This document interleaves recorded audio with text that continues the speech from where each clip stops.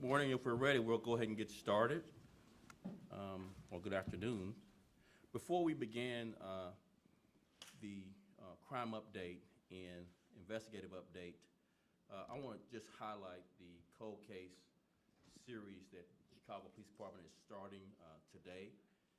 And new episodes of the cold case series will be downloaded each week on CPD's, the Chicago Police Department's website, and on our YouTube channel weekly.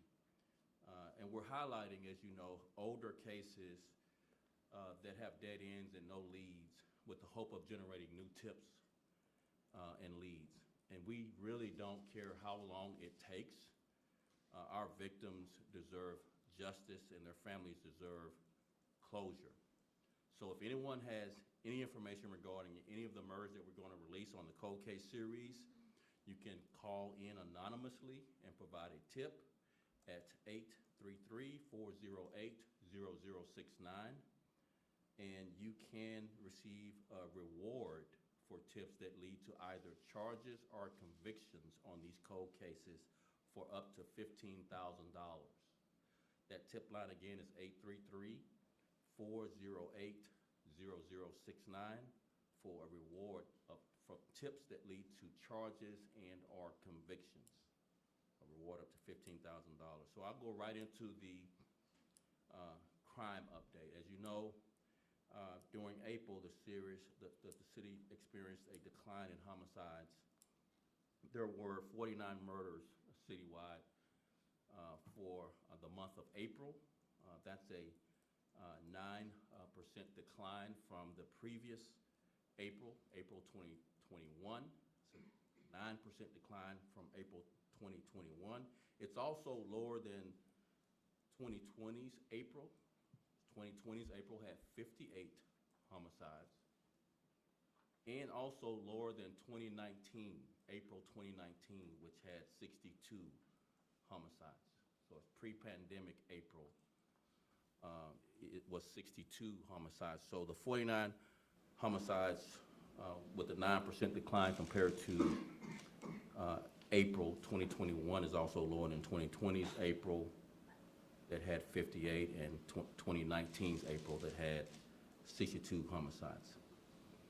One homicide obviously is one too many, but we had declines compared to previous April for the last 3 years.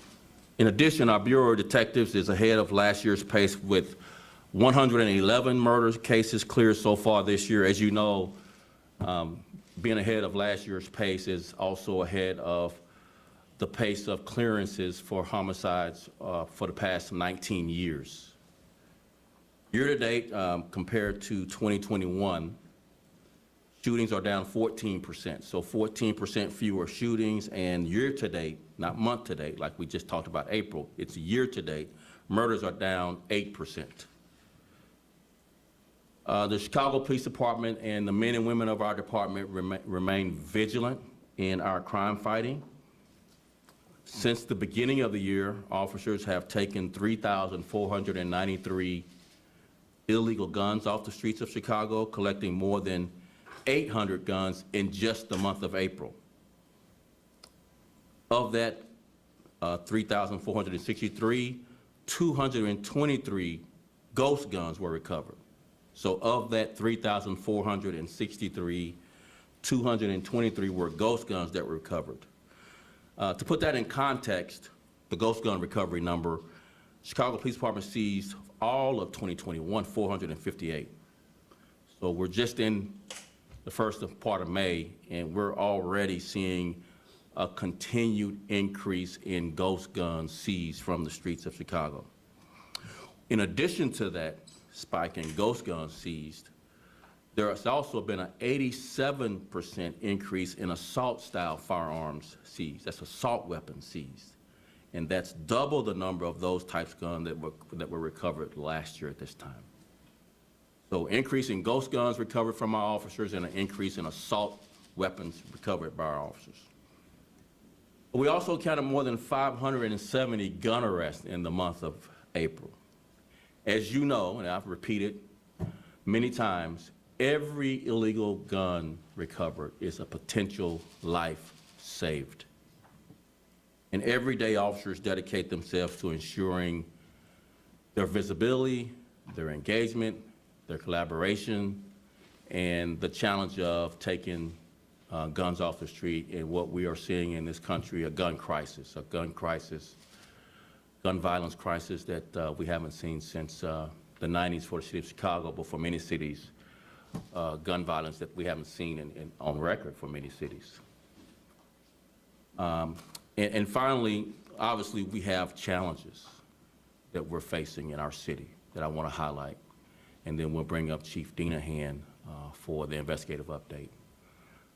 So there's three really challenges I want to highlight. There are many, but there's three I want to highlight. One being our visibility in our neighborhoods, and in particular in our downtown, which is a neighborhood.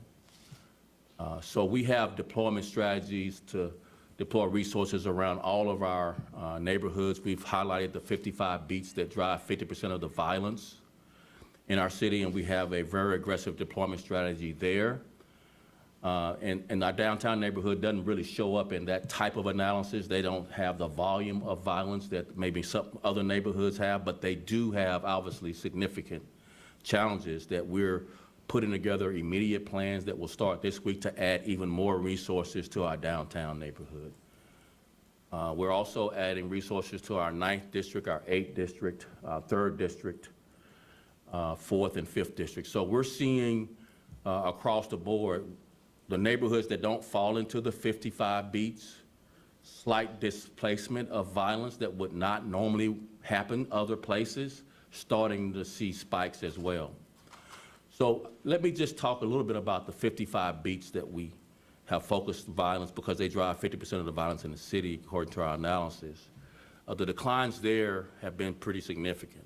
In the 55 beats, 29% reduction in homicides in those 55 beats, and a 41% reduction in shootings in those 55 beats. But obviously, we're starting to see shootings and homicides in areas that we don't normally see in the city, to include our downtown and other neighborhoods, particularly the 9th district. Hadn't seen the level of violence that it's seen this year in previous years. And so we're having to expand our resource deployment to other areas to include downtown. So that's the first challenge. Second challenge is our visibility and our enforcement action on the CTA. So as you all know and have reported, that the CTA is seeing spikes in violence, but I just want to add to that reality is there's a 46% decline in crime on the CTA compared to 2019. So prior to the pandemic, we saw significant declines on the CTA. 2018's CTA crime was down 30%. So pre-pandemic, there was a drop in crime. During the pandemic, we've seen, obviously, ridership go down, but an increase in crime, as we see this year. And so we are adding an additional contingent of resources to the CTA.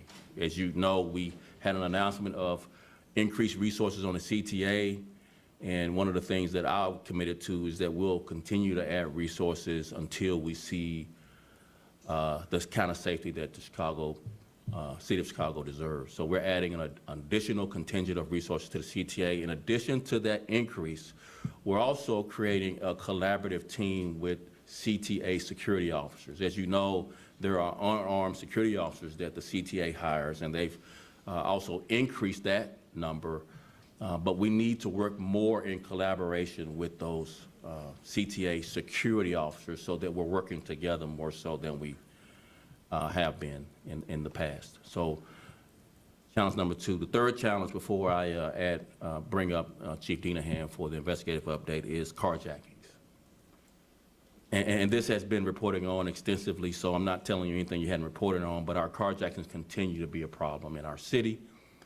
It continues to be a problem where our young people, our teenagers and preteens, are the significant majority of the offenders that we arrest. We have had repeated arrests for juvenile offenders who are repeat offenders, who have 5, 6, 7, 8 previous charges for carjackings. And again, the frustration with our officers obviously making these arrests and then having to make them again and again and again with the same juvenile offender has been quite a challenge. One of the things that we committed to is continuing, regardless of your age, to hold you accountable by making that arrest.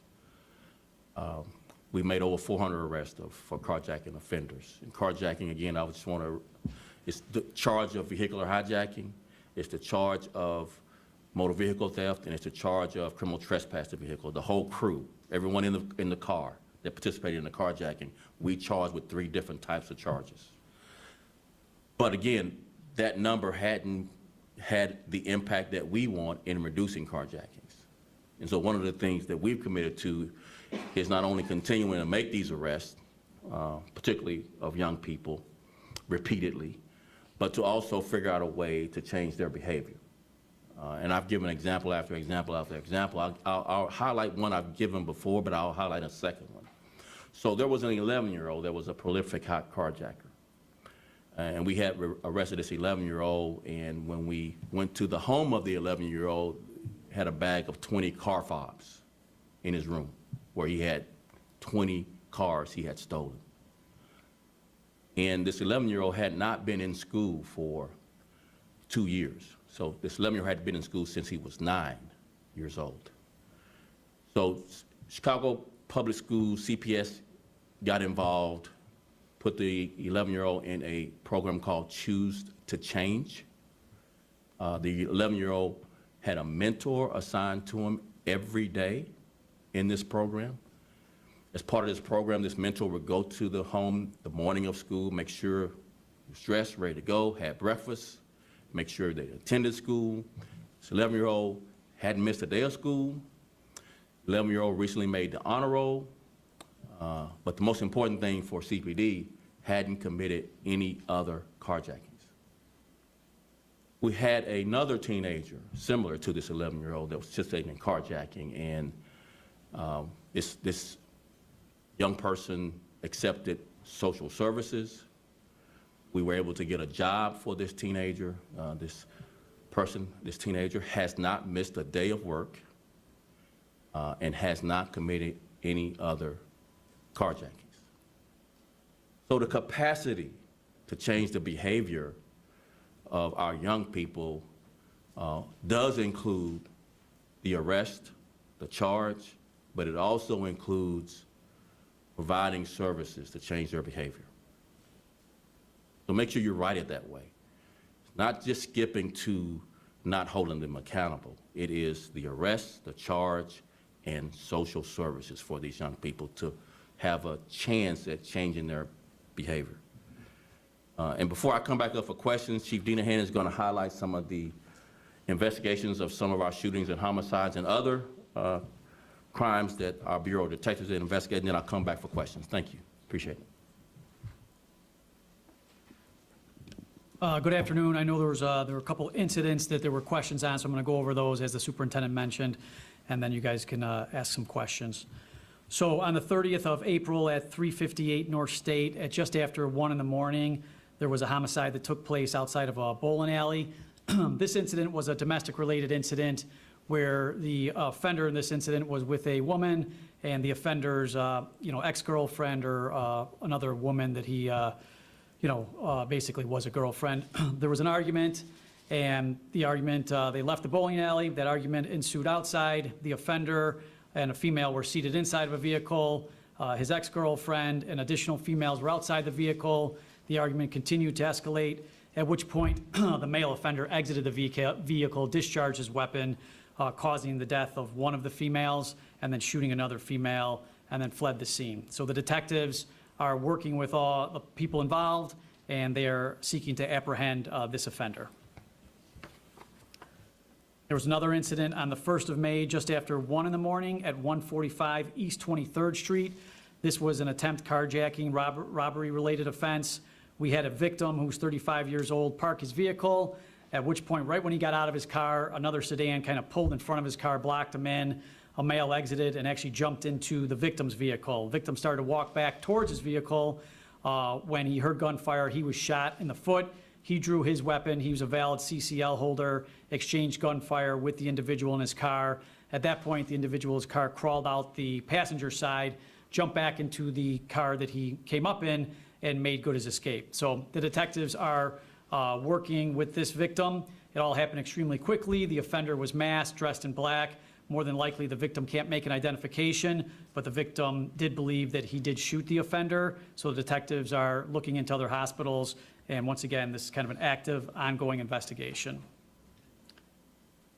On the 1st of May, at approximately 5 in the morning at 201 East Walton Street, there was a murder inside of a hotel floor. It was on the 2nd floor, and the detectives have reviewed video. It appears there were some females who rented a room in the area, and then they, at some point, went down to a door that is not supposed to be open, an emergency door. They opened that door. They let several males inside that door, at which point the confrontation occurred on the 2nd floor. There was an exchange of gunfire, and the victim, who was 18 years of age, was found deceased on that 2nd floor. There was a handgun next to that victim. The offenders made good their escape. They fled the hotel room. The detectives are seeking to track a vehicle that they entered, and once again, active and ongoing investigation on this one. And then on the 1st of May, at about 5:21 p.m. at 172 North Wabash, we had an incident where 2 unintended targets were struck with gunfire. We had 3 male blacks inside of a taco place where an additional 3 male blacks entered. There appears to be a robbery that occurred, and then the victims of the robbery chased the offenders of the robbery outside of this taco restaurant, at which point we had the people who were robbed took out a firearm and started discharging at the individuals who took something from them.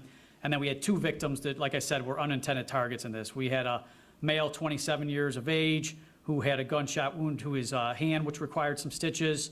Then we had another male, 55 years of age, who had a gunshot wound to his right ear that then entered and exited the back of his neck. Both of the unintended targets are in good condition, and the detectives, once again, are looking at video, trying to follow where both groups went, and we'll see if we could push out a video if we get good enough images from everything that we're tracking.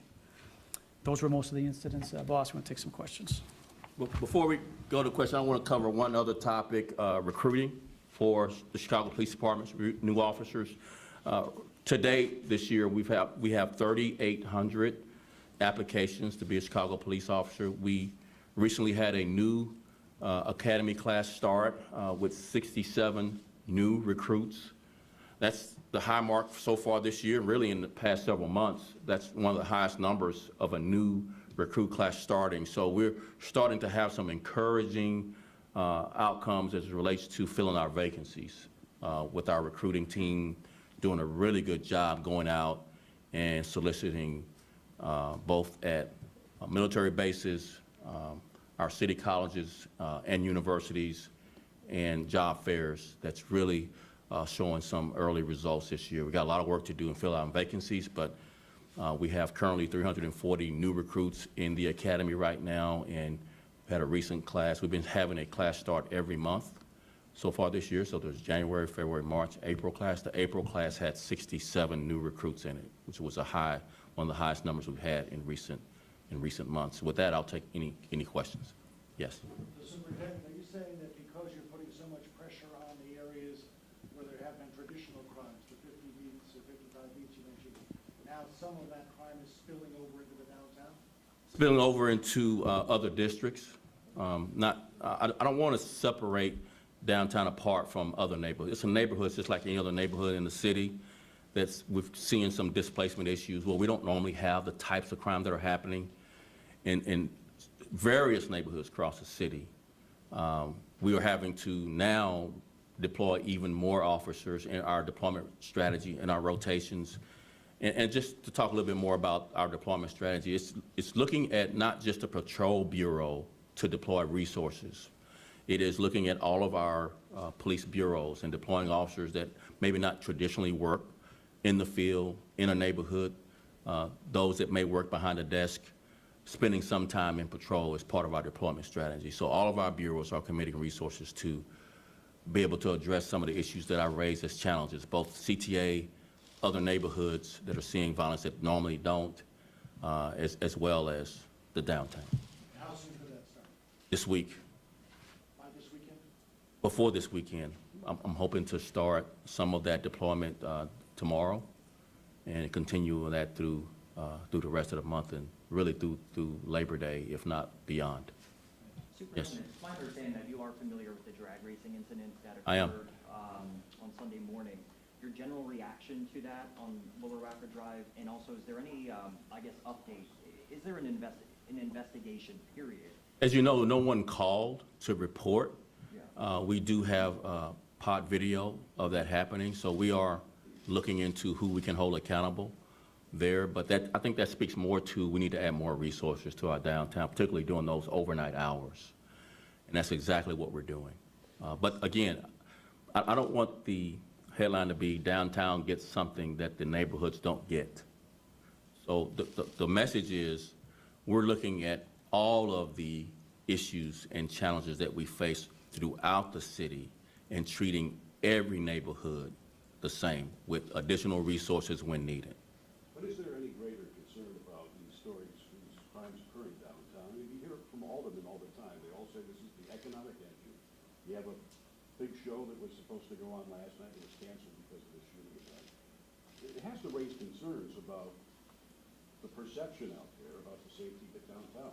Perceptions are really important, but if you ask the west side or south side alderman, they will say the same thing about their constituents. And so we're not going to be a part of treating one neighborhood differently than another based on whatever reasons that you're given. All of these neighborhoods are important to us as the police department. We are adding resources not only to the downtown, but we are adding to the downtown, but the CTA needs more resources. So does areas on the south side and areas on the west side. So we are treating all of our neighborhoods, and you talk to the north side alderman, they say the same. We need more resources as well. So one neighborhood is not more important than another. One shooting anywhere in the city is one too many, regardless of where it is or who it happens to. One shooting anywhere is one too many.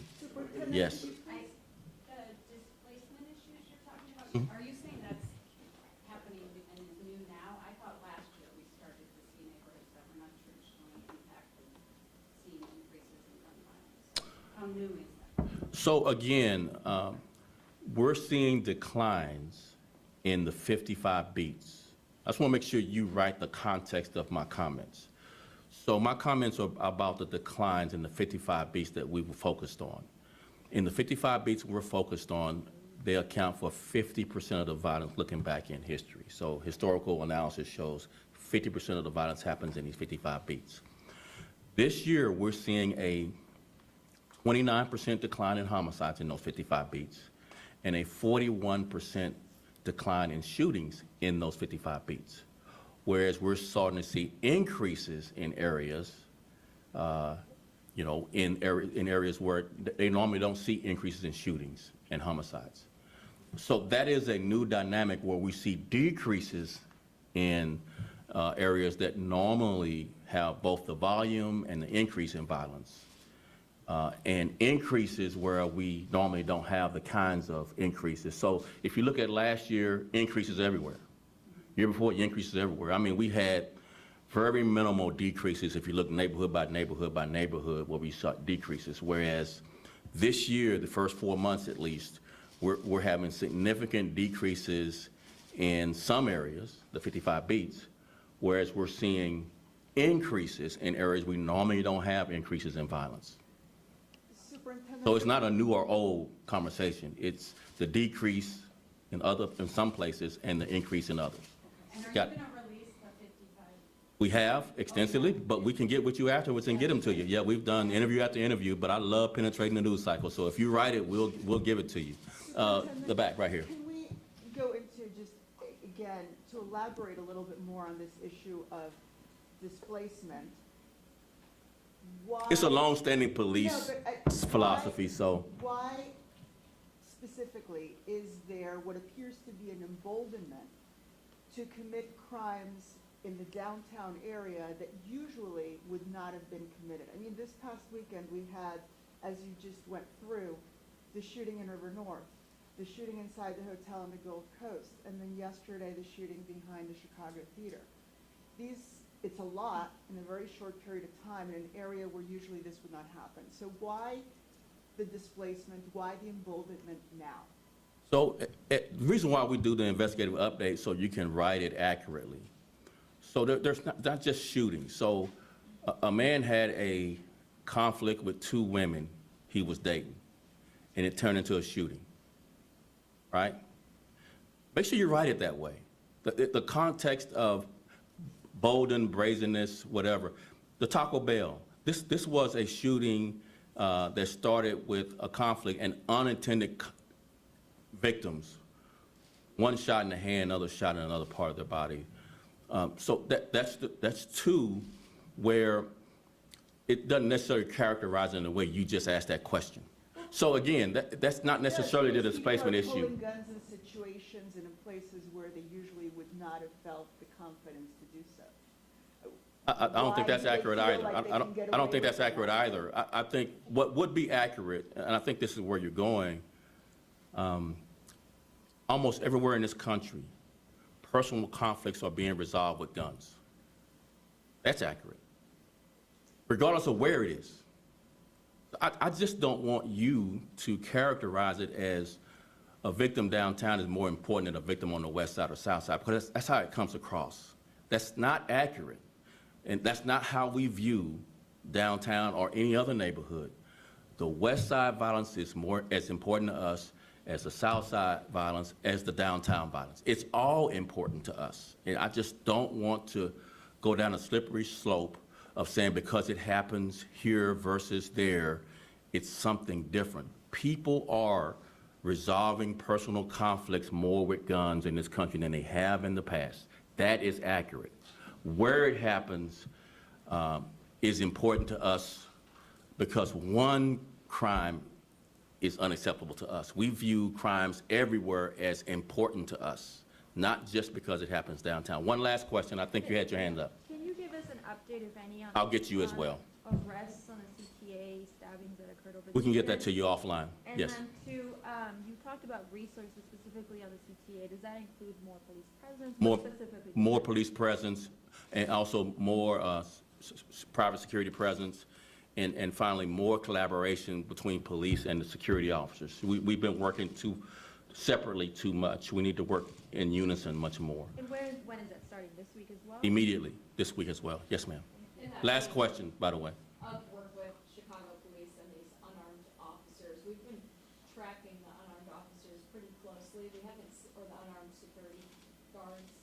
We haven't really seen any kind of impact. Can you talk about addressing that with more work with CPD? And as well, last week we learned a number of CTA investigations that were violent investigations were suspended. Is there a reason for that? And moving forward, could images be released by police that would maybe assist in tips from the public? Yeah, so you asked a lot in one question, so I appreciate that. I know, I appreciate that. So let me just try to start with the investigation of those crimes are not suspended for any various reasons. You just have to give us an example of which one, and we'll follow up with you offline. We need more collaboration with security, yes. The private security officers and CPD work separately and apart. They need to work together. The CTA video cameras are run by CTA. They are not CPD cameras. And yes, we ought to be releasing those images that might help us solve those crimes. But again, the CTA crime is unacceptable. We need to create more visibility and with a greater sense of perceptions of safety and real safety. We need to take action on these offenders that some are quality of life challenges, but some are crimes that they commit that we need to take immediate action on and hold them accountable. Thank you all very much. I appreciate